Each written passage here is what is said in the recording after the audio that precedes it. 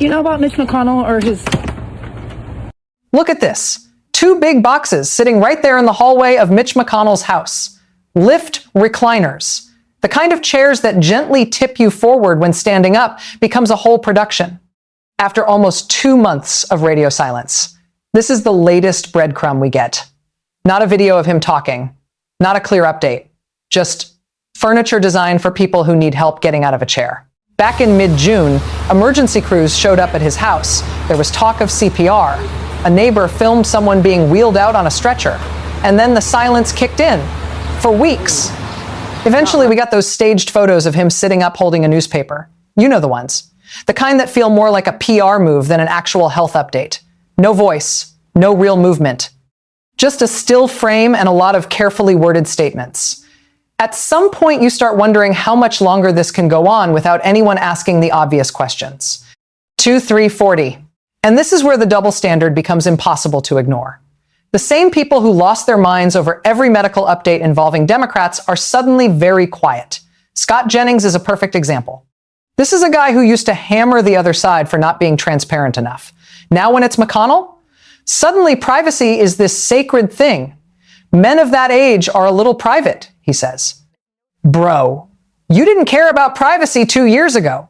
The rules only seem to exist when they're useful. We've been on multiple shows together where you have brought up Secretary Austin's hospitalization when I was in the administration.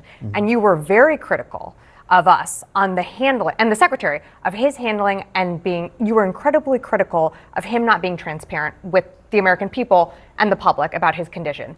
And I find it just so interesting that you're not being critical of a sitting senator who represents the state of Kentucky not being transparent with his constituents. He's been able to call Thune, Barrasso, and you, but we have no idea why he's hospitalized. But you were so critical of Secretary Austin, who did disclose why he was hospitalized, and it was for 5 days. We are at almost a month, and we have no idea why Mitch McConnell has been hospitalized, and you're not being critical. You're not concerned by that? Well, of course, I'm concerned about my friend. I've known him since I was 16 years old. So if you're asking me if I'm concerned, if you want to be ornery and mean about me being concerned about my friend, you're welcome to do it. He's not the head of the United States Armed Forces, who apparently went AWOL while he was Secretary of Defense. He is the U.S. Senator for your home state. And do you think your home state, for the people, they don't deserve? You don't see the difference in those two positions? There is no difference. They are elected to public office. No difference. There is no difference. They should be held to the same exact standard. Okay. Secretary Austin did disclose his condition. Mitch McConnell I have one more too. question for Scott, and then I want to bring Al into this conversation. Scott, was this an audio call, a FaceTime call? Does McConnell FaceTime ever? I can't say that I've ever FaceTimed with him. I do get text messages from him, and we do talk on the phone, but I think it's always audio. Okay. Even the governor of Kentucky got fed up. Andy Beshear has been pretty direct about it. He's basically saying, just record a short video, call into a news station for 5 minutes. Show people you can still do the job, or step aside. And he's right to call out the hypocrisy. The same crowd that treated Biden's every stumble like a national emergency is now acting like asking basic questions about one of their own is somehow rude. That only works if nobody notices. Spoiler, people notice.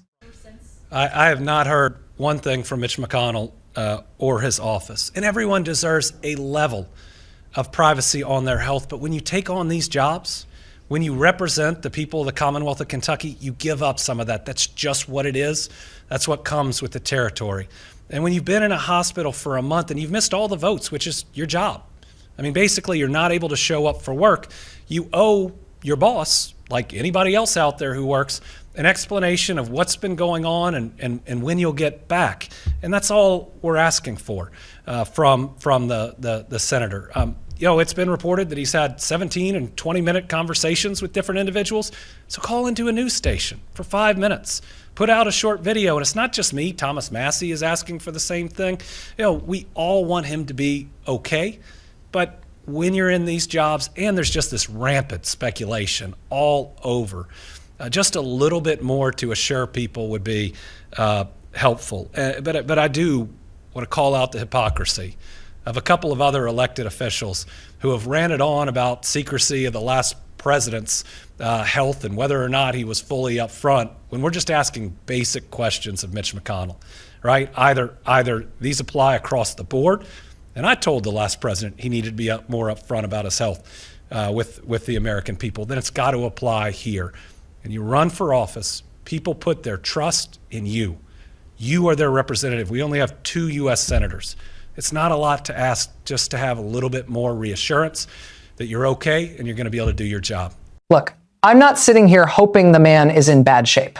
That's not the point. The point is the standard. When it's politically convenient, every health detail becomes a scandal. When it's not convenient, suddenly it's a private family matter. McConnell still has a vote. His absence actually matters on the Senate floor. Yet the same political machine that spent years demanding full transparency from the other side is now asking everyone to just trust the photos and move on. That's not consistency. That's selective blindness. And the whole thing has this weird, almost comedic quality to it.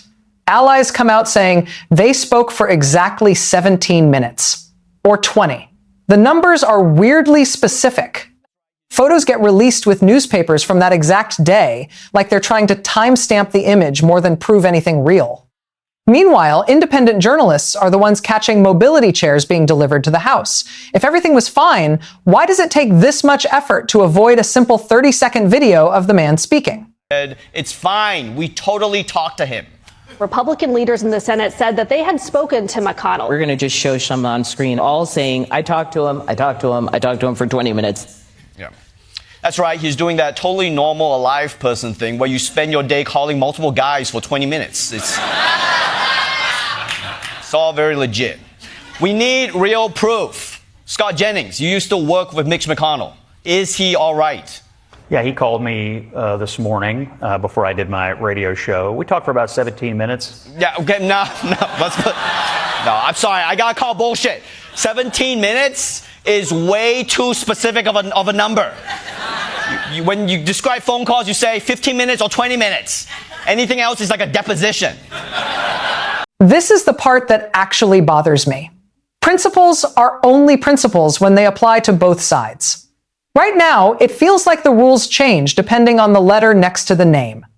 That kind of selective standard doesn't just protect one senator. It slowly erodes the idea that any of these people are actually accountable to the public.